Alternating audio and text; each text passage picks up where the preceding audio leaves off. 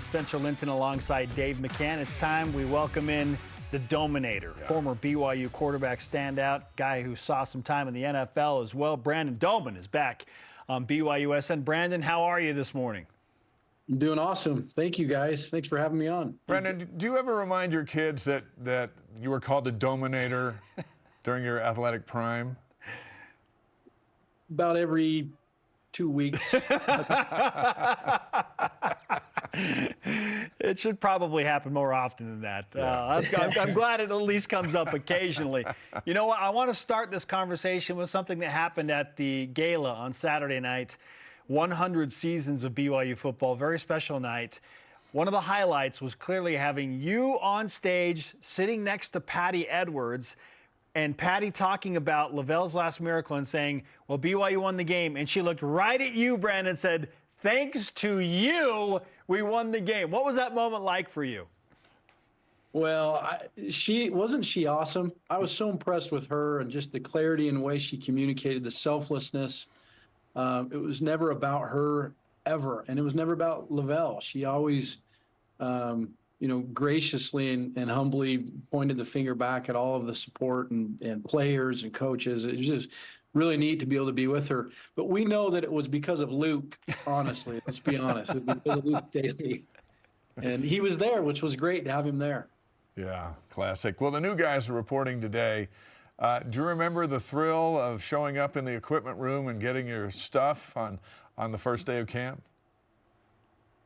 New Nike cleats, new Nike shoes, shorts, sweatshirts, the whole thing. It was just, and then being there with your teammates and back at it again after an off season. I don't remember many better days than coming to the first day of camp, either as a player or as a coach. That's a remarkable time. Do you remember seeing the bib jerseys for the first time, Brandon? What was your real reaction to that? We wondered how much Coach Edwards was getting paid for that. We figured there was a sweet deal for him going on, and so if that was what was needed, so be it. Now, you have a unique perspective on a quarterback battle because you lived it as a player in camp several times, and then you coached it specifically with Jake Heaps and Riley Nelson, and now BYU is here with 4 guys, as Kalani Sitake has pointed out, that could potentially play. 2 have been dubbed as the most likely, and for good reason, Gary Bohannon and Jake Retzloff. So if you were to relive this as a player or a coach and having gone through everything you've gone through, what advice would you give to Kalani and Aaron Roderick and Fesi Sitake on the offensive side of the ball as they try and maneuver through this most recent quarterback battle? Yeah. Well, I would say first thing, I'd be surprised if they already don't know who the quarterback is. In most cases, the coaches coming into fall camp already have a pretty good idea, even though they're going to create a battle and create this opportunity for these 2 guys to compete. I think the team through the summer, through spring practice, have already probably chosen the guy that they trust and want to be their guy. I think there's probably going to be one of them that will rise as the leader in the first couple of days. And my advice to them would be, don't take long. This team needs to rally around somebody. With the transfer portal and not having continuity, with these guys that are coming in mid-year, please choose a guy sooner than later and start allowing the team to rally around a guy. Sometimes coaches don't get it right initially, and it takes a little while. And your experience, you had to wait forever to get the chance, and then you went 14-2 as the starter, and it was like, well, why wasn't he in earlier? What is it about deciding on the signal caller at BYU that seems to take so much in to what might be just a simple call? Well, practice is so hard. It's so hard to demonstrate as a player what you're really capable of doing. Some guys just get in the stadium with the fans, lights, opponents, the competition of just the competitive reality of what the game represents, and they play better.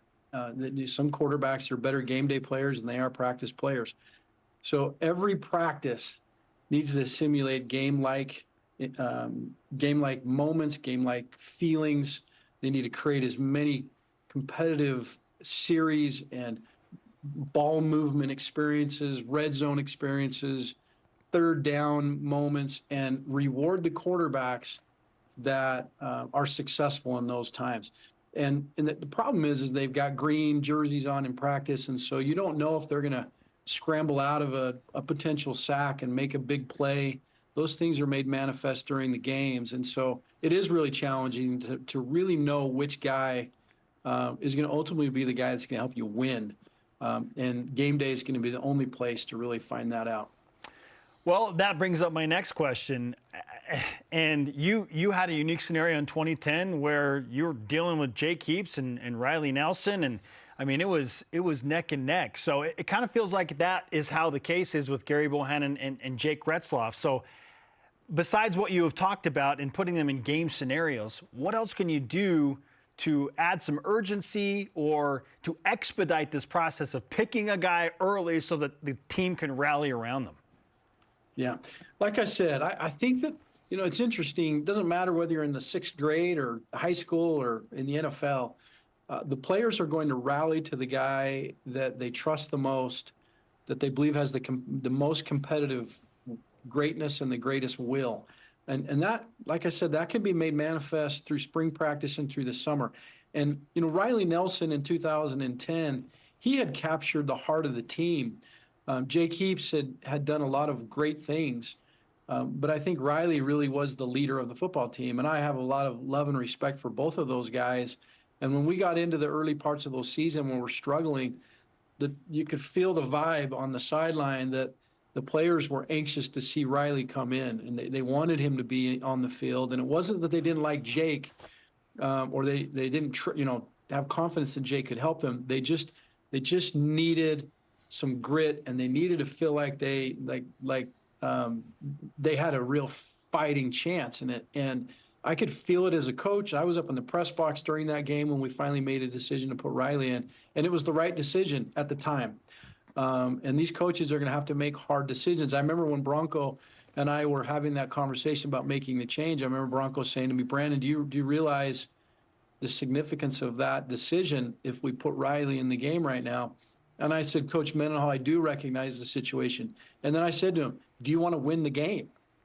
We're playing Utah State right now, and do you want to win?" And he said, "I want to win." And I said, "You're going to need to put Riley in the game." And I think that you have to trust your gut and make some of those types of decisions. And look, a year later or whatever, a year and a half later, I was getting fired. So you don't make decisions based on yourself or your own professional accolades. You got to make the decisions best for the team in the moment. And the signal caller is a critical guy.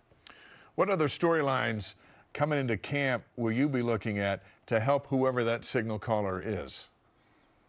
How well developed is the offensive line? I mean, everything starts with the upfront guys, that front seven, both offense and defense. And BYU has been behind the 8 ball for a handful of years up front in the trenches. They've had a couple moments where their offensive line have been very, very sturdy and good. But last year we struggled on both sides of the ball. So BYU needs to continue to develop an upfront strategy, both from recruiting and players, and then development of these guys. And if they can play well, that'll really help this team. And then they need to establish a run attack. They've been really good in years past where they've had a solid run attack. We did not have it last year.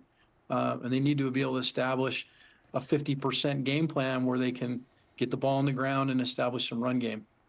Brandon Doman is on BYU Sports Nation, former NFL and BYU quarterback.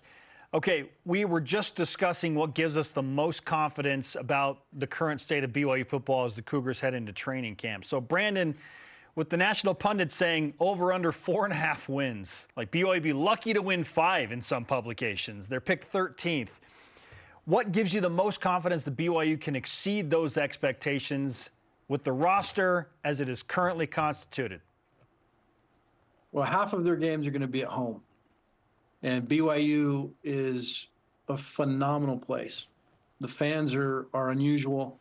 The players on the team are unusual young men. I really believe they're going to be coached well.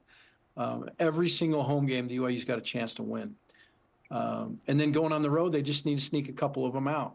I really believe that if they can stay healthy, have the ball bounce their way a couple times, they can certainly win more games than that. And then it's going to be up to this quarterback. How well is this quarterback going to play? And I don't know which one of those guys is going to be the guy, but hopefully one of them can rise to the occasion here early on in the season and generate some momentum. No one knew whether or not I was going to truly be able to be a starter during the beginning of the season and play. And we started off really fast, and we caught a wave of momentum when there was a lot of uncertainty around our year, 25 years ago. And they can catch a wave of momentum early on and generate some enthusiasm if that quarterback can play good, and they just find that little continuity that they need. And you never know. You just don't ever know until you get out there and start playing. Well, what do you expect to see August 31st against Southern Illinois at Lavelle Edwards Stadium after a 5-7 season, with all the additions that have come in as far as on the staff, and this quarterback battle will have probably been decided or determined by then? What do you expect to see when you come to the game that night? I expect to see, honestly, I expect to see Bohannon playing quarterback. That's a one-year transfer in last year from Baylor, a P4 quarterback with some experience. I think he's got some leadership from the people I've talked to, both that coached him at Baylor and even some people in the locker room at BYU. I think this is the guy. So I think that's what you're going to see coming in the first game.